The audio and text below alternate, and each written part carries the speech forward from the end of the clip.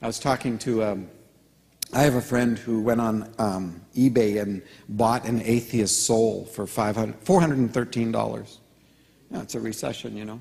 So, an atheist was selling his soul. My friend is Jim Henderson, and he bought the atheist soul.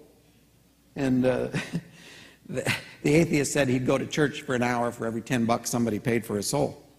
Well, Jim is a pastor, but he doesn't like church that much. And so he got to know this atheist who introduced him to Matt Casper, who's an atheist. And Matt Casper and Jim wrote a book called Jim and Casper Go to Church. You can find it. It's out there, right? So I met Matt Casper a few months ago in San Diego at a writers' conference. He came, and he comes up to me and says, "Paul, I'm an unbeliever." I said, "No, you're not." He's like, "Yeah, no, I'm an unbeliever." I said, "No, you're not." He said, "What do you mean?" "I'm an unbeliever." I said, "Look, belief is an activity, not a category. Right? I said, look, you know, the believers, that category, a lot of them don't believe either. You know, they're still struggling with belief.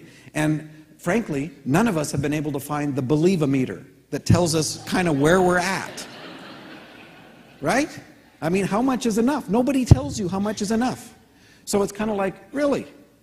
Is it like 41% or 61%? What's enough before you're kind of in the category? I said, it's an activity. And I don't think you're an unbeliever. He says, "You're confusing me." You know, we think that those people don't like the categories either. Hey, categories are helpful. And it's kind of nice to be an unbeliever sometimes, you know? So he's going, "What are you talking about?" And I went, "Well, just tell me what you believe in. Something you believe in." And he thought about it, and he said, "You know, I'll tell you what.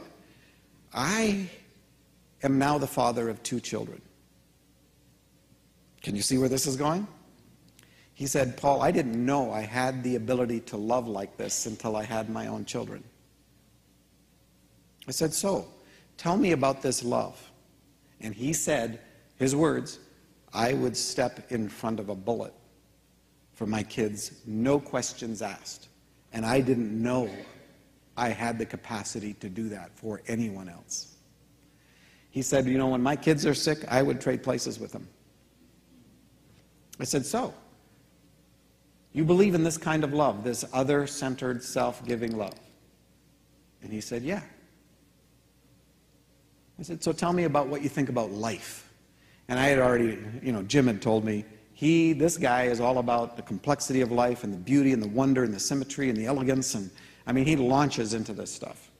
And then I said, "So tell me, can someone relate to your children in a way that's just wrong? You may not think, you know, you may state intellectually, oh yeah, there's no absolutes or anything. Can someone relate to your kids in a way that's wrong?" And he said, "Absolutely." And I said, "So far you've told me that you believe in love, not just any kind of love, but in a self-giving, other-centered love. And you believe in life, and you believe in truth. So tell me about being an unbeliever." I said, "Just because you don't know his name yet." See, a lot of evangelism is because we don't trust the Holy Spirit, right? Because obviously the Holy Spirit is not doing a very good job of convicting the world of sin, righteousness, and judgment, so needs my help. I can convict the world of sin, righteousness, and judgment. Just give me a chance. I used to know what God was doing, and I used to tell everybody.